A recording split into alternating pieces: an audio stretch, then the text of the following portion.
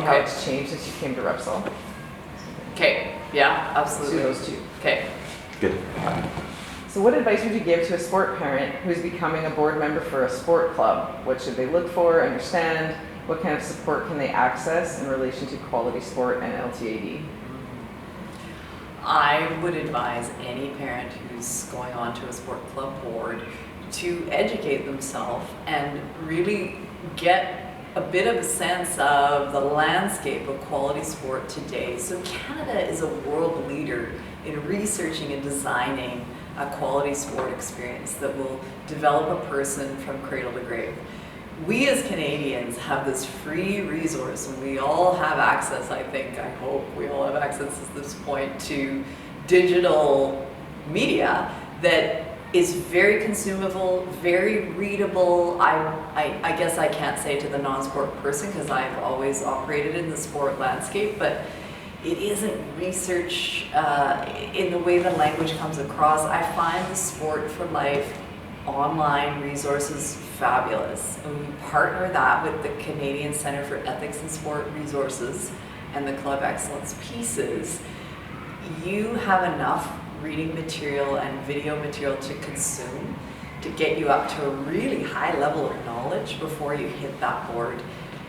I would also advise, I've been on many boards as a volunteer in sport in different roles, and I would advise that new parent to ask questions, you know, be a great colleague, but be fearless about asking those questions. And they may seem naive and innocent, but that's the only place to start that progressive change and to make sure the club your child is involved in has access to support and resources that's already there. I don't know what it is about us and that we forget that we have so many things available to us in Canada that probably lots of sport nations don't.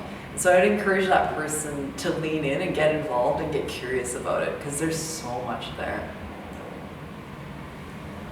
So a final question, can you talk about the long-term athlete development framework and maybe your journey in how your understanding and application of it has evolved over the past couple of years? Mm-hmm. My understanding of long-term athlete development has grown exponentially. I gotta say that again. Yeah, it's all good.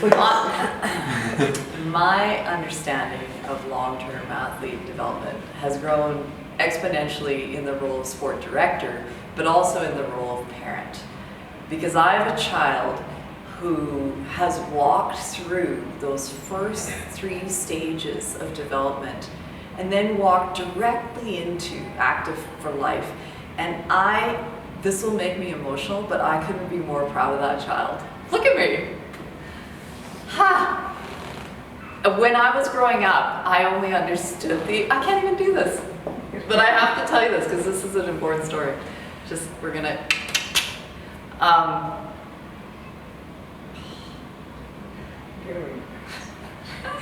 Jesus. this is the other one. So the asshole in the truck, he doesn't make me cry.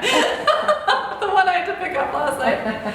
But the one who would never do that to me, he makes me cry. Oh my God, Sarah, I need a Kleenex. Choked up. Kyle's like, it's just sport. Sebastian or? Oh, it's Sebastian, yeah. good. Yeah. But he's the reason I understand the framework. It's not being here, it's more personal than that. Yeah. It's so personal. Oh my God. This part will just be voiceover, not face. Hey, the best stories are personal. The best research is personal too. Oh, totally. Yeah, it is. You know it's real. Yeah. She's like, super feeler.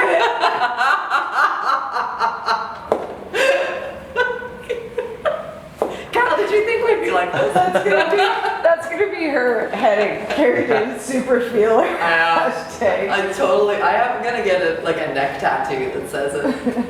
I think you already wear it. You already wear it. You don't need it. Oh my gosh, all the foundations going on. Okay, but this is really because I do have to tell you this and then I will shut up. All right, is it okay? So nothing has helped me understand the long-term athlete development framework better than watching my own son begin to author his physical literacy journey.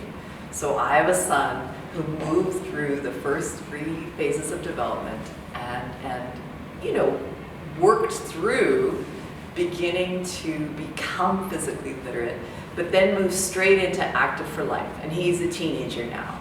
And for me, I moved on to that excellence pathway part of the journey as an athlete. I always coached that little tiny part of the framework. So if you have a visual of it, it's this little sliver, the triangle on the framework, you know, that has train to win and train to compete and train to train. And I always conceptualized sport as that.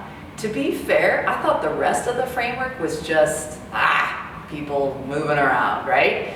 And having a son who actually really went the other way, who is a happy man, who I believe will move for the rest of his life, but will never compete, even on a provincial stage, has shown me how powerfully important it is that we all understand and embrace the entire framework. Because people that aren't there are sedentary. And I think our greatest